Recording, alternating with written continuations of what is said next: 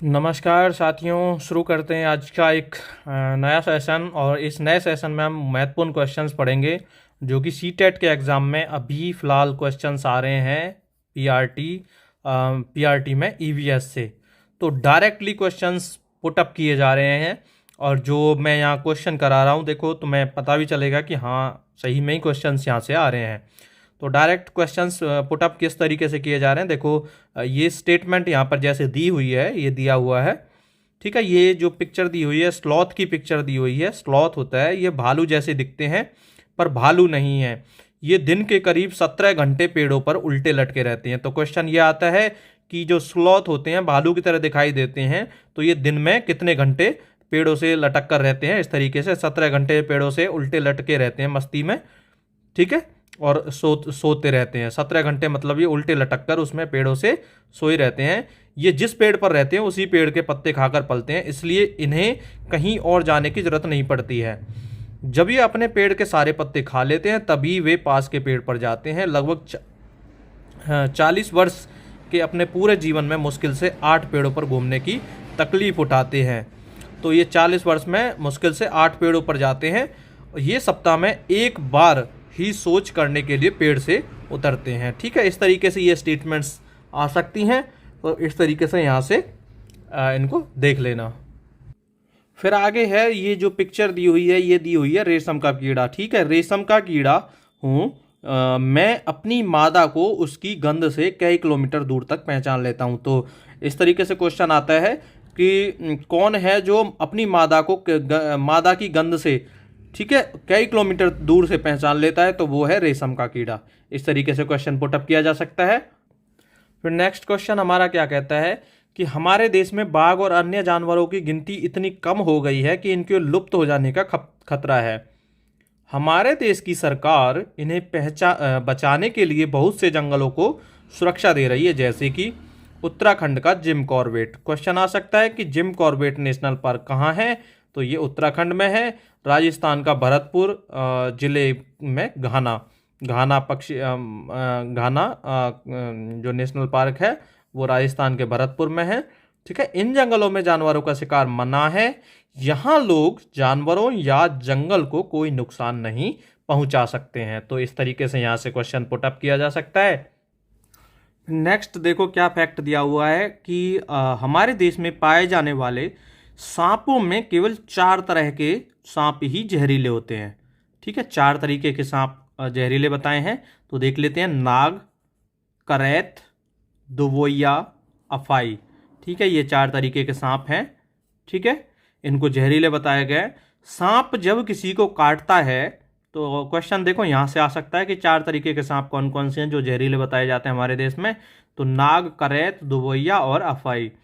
सांप जब किसी को काटता है तो उसके 2 खोखले जहर वाले दांतों से उस व्यक्ति के शरीर में जहर चला जाता है। 2 खोखले दांत होते हैं उसके, जिनसे व्यक्ति के शरीर में जहर चला जाता है। इस जहर से बचने का एक ही उपाय है कि जिस व्यक्ति को सांप ने काटा है उसे तुरंत जहर के असर को कम करने वाली दवाई, जिसको सीरम कहा जाता है, दी जानी चाहिए। यह सीरम सांप के जहर से ही बनाई जाती है और यह सभी सरकारी स्वास्थ्य केंद्रों में उपलब्ध रहती है, मिलती है, ठीक है भाई। इस तरीके से ये दिए हुए हैं और यहाँ से तुम ये पिक्चर भी देख सकते हो। ये जो है ये पिक्चर दी हुई है नाग की, ये दुवोइया यहाँ दुवोइया की दी हुई है, और ये जो है ये अफाई दिया हुआ है। तो इस तरीके से इनकी पिक्चर्स को देख के इनकी पहचान की जा सकती है। और लास्ट में ये दिया हुआ है करैत, ठीक है। इस तरीके से 4 तरीके के सांप दिए हुए हैं, तो इनको पहचान सकते हैं। फिर नेक्स्ट यहाँ पर फैक्ट है कि शिकारी पौधे, ये जो यहाँ पर ये दिया हुआ है, ये है तुम्हारा निपेंथिस, जो कि इसके बारे में फैक्ट पढ़ते हैं। कुछ ऐसे पौधे भी होते हैं जो चूहों, मेंढकों, कीड़े मकोड़ों और छोटे जीवों का शिकार करते हैं। इनमें निपेंथिस, ठीक है, सबसे ज़्यादा मशहूर है। और तो क्वेश्चन आएगा कि निपेंथिस कौन सा पौधा ऐसा है जो चूहों, मेंढकों और ये कीड़े मकोड़ों को मतलब शिकार कर लेता है, अपने अंदर बंद कर लेता है, एक ढक्कन की तरह खुलता है उसका ऊपर से, और उनको बंद कर लेता है, जैसे वो अंदर जाते हैं कीड़े मकोड़े। फिर क्वेश्चन पूछा, ये नेपेंथिस हो जाएगा। फिर क्वेश्चन पूछा जाएगा कि ये कहाँ कहाँ पाया जाता है। ये ऑस्ट्रेलिया में, इंडोनेशिया में और भारत के मेघालय राज्य में पाया जाता है। तो ये 3 जगह हैं, ऑस्ट्रेलिया, इंडोनेशिया और भारत का मेघालय। इन 3 जगहों पर पाया जाता है। इसकी पहचान देख लेते हैं। इसका आकार लंबे घड़े जैसा होता है, ये यहाँ पर दिया भी हुआ है इस तरीके से, जिसके ऊपर पत्ती का एक ढक्कन लगा होता है, कि पत्ती होती है, देखो ये हम यहाँ देख सकते हैं। और ये कीड़ा अंदर जाएगा, इसके अंदर अगर घुसा तो ये ऊपर से ये इसकी पत्ती बंद हो जाएगी, मतलब ढक्कन लग जाएगा इसका। घड़े से खास खुशबू निकलती है, जिसकी वजह से कीड़े खिंचे चले आते हैं और पौधे के ऊपर पहुंचते ही कीड़े अंदर फंस जाते हैं और बाहर नहीं निकल पाते। देखा, यह पौधे भी शिकार करते हैं और वह भी कितनी चतुराई से। ठीक है, तो इस तरीके से ये पौधे शिकार करते हैं और कहाँ कहाँ पाए जाते हैं, इनकी पहचान इस तरीके से देख सकते हैं। फिर देखो, हम आगे फैक्ट पढ़ते हैं। मृत सागर, वैसे तो सभी सागरों के पानी में नमक होता है, लेकिन मृत सागर दुनिया का सबसे नमकीन सागर है। तो ये ध्यान रखेंगे, मृत सागर इतना नमकीन कि लगभग 1 लीटर पानी में 300 ग्राम नमक निकल जाएगा। 1 लीटर पानी में, 1 लीटर की बोतल जो होती है उसमें से 300 ग्राम नमक निकाला जा सकता है, इतना नमकीन होता है। क्या इतना नमकीन पानी भी चख पाओगे? बहुत ही कड़वा लगेगा। सबसे मज़े की बात तो यह है कि मृत सागर में हम ऐसे तैर सकते हैं जैसे आराम से लेटे हों। याद है, नींबू को तुमने नमक के पानी में कभी तैराया होगा।